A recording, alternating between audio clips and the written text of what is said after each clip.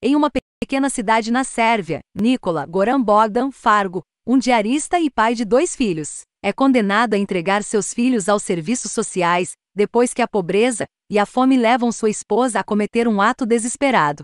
Até que ele possa fornecer condições adequadas para sua educação, as crianças serão colocadas em um orfanato. Apesar dos melhores esforços de Nikola e vários apelos, os serviços sociais se recusam a devolver seus filhos, deixando-os sem esperança.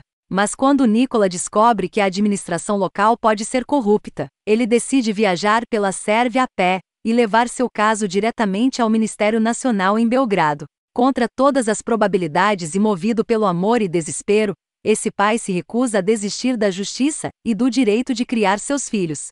Impulsionado pelo desempenho dominante e reservado de Bogdan, Golubovic usa a Odisseia no roteiro que coescreveu com Ognjensvili para explorar a realidade dos desafios enfrentados por aqueles que vivem na Sérvia rural em contraste com a fachada brilhante de Belgrado. Enquanto Bogdan atravessa as aldeias e campos em sua caminhada de 300 quilômetros, as estradas esburacadas, prédios abandonados e infraestrutura decadente falam muito sobre a existência cotidiana daqueles que vivem longe do fluxo econômico da capital. Enquanto Belgrado está entre as metrópoles modernas em evolução da Europa, o confronto de Nikola com a corrupção casual de políticos locais como Vasiljevic, e a vida espartana e difícil que ele e seus vizinhos devem viver, indica que o resto do país tem um longo caminho a percorrer para recuperar o atraso. Pai, Fader começa com uma mãe, arrastando seus 2 filhos taciturnos e incompreensíveis junto com ela, Biljana, nada Argin, caminha para os terrenos da fábrica da qual seu marido foi demitido há mais de 1 ano,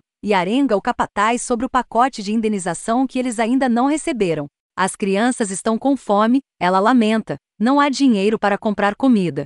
Os operários a encaram em silêncio, um pequeno e lamentável inconveniente, até que ela desatarracha a tampa de uma garrafa de água cheia de gasolina, e encharca-se nela, tentando também encharcar seus filhos aterrorizados que se contorcem fora de seu alcance, e se põem em incêndio. Ela queima por alguns segundos impossivelmente longos, antes que os homens recuperem seus sentidos e se apressem para derrubá-la no chão.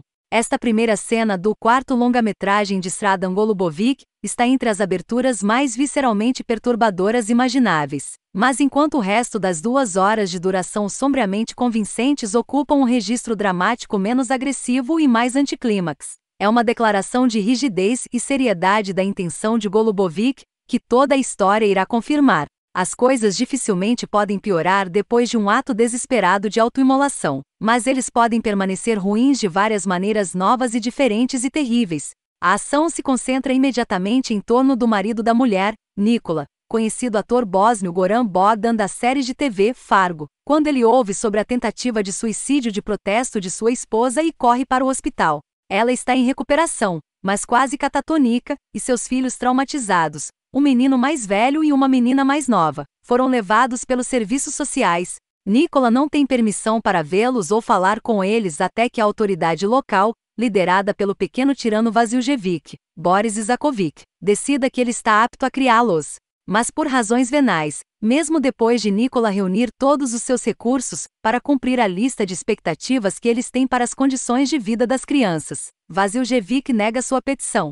Nikola opta por apelar, mas sabe que seu pedido será ignorado em Belgrado e, portanto, resolve entregá-lo pessoalmente ao ministro relevante. Sem um tostão, ele sai a pé, uma odisseia pelo país de 5 dias e noites caminhando pela desolação das paisagens rurais do país e dormindo em postos de gasolina abandonados. Tudo sem muita esperança real de justiça no final. Meus filhos devem saber que lutei por eles, é tudo que o taciturno Nikola oferece como explicação. Há algo quase religioso na busca de Nikola, com seu progresso em direção a Belgrado lembrando peregrinações a lugares sagrados, o teste de seu corpo até seus limites de exaustão e fome, sugerindo as mortificações da carne que os suplicantes suportariam na esperança de que Deus aprovasse de sua pureza. Mas enquanto as imagens de D.P. Alexandar Ilik são austeramente bonitas, também são resolutamente realistas, e embora suas provações envergonhem as de Jó, nunca é sugerido que a história de Nikola possa ser simplesmente romantizada como uma alegoria ou um conto de advertência. Em tomadas longas e espartanas, ele encontra animais e humanos bons e maus, sortudos e condenados, mas principalmente Nikola está sozinho, e podemos praticamente sentir os caminhos cheios de ervas daninhas, as calçadas rachadas sob seus pés.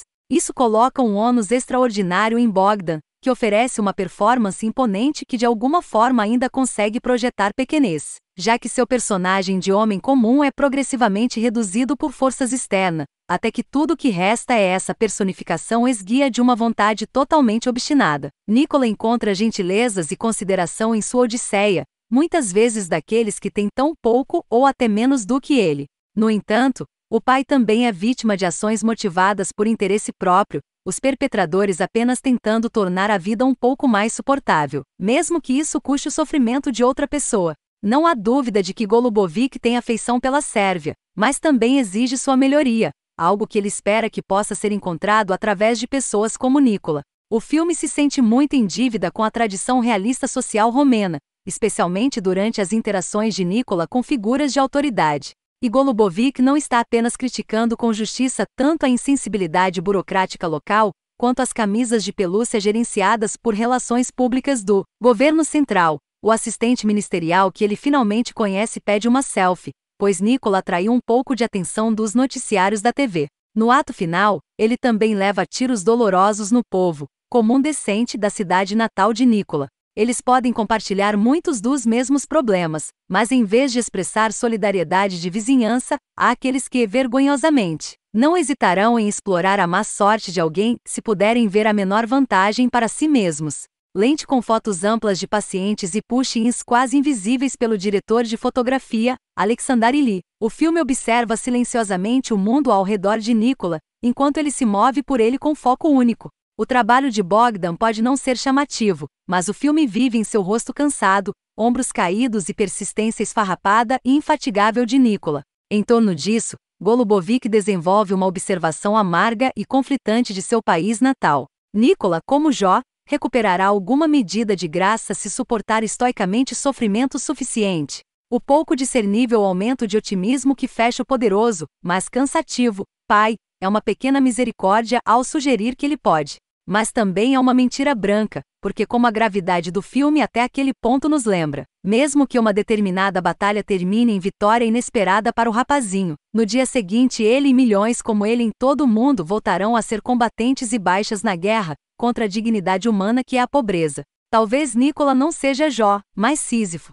Um drama que surpreendentemente culmina com momentos crus e emocionantes de ternura. Golubovic não é tão otimista a ponto de levar a história de Nicola a uma resolução completa. Em vez disso, a incerteza paira sobre o futuro, mas com a sensação de que ele pode enfrentá-lo com aceitação derrotada. Nicola raramente conheceu o conforto que vem com a confiança de que no dia seguinte trará comida na mesa, a confiabilidade do emprego ou uma ajuda quando confrontado com outra dificuldade inesperada. Pai, nos deixa como Nicola, desequilibrados, mas com a certeza de que seu espírito pode ser assediado, mas permanece intacto.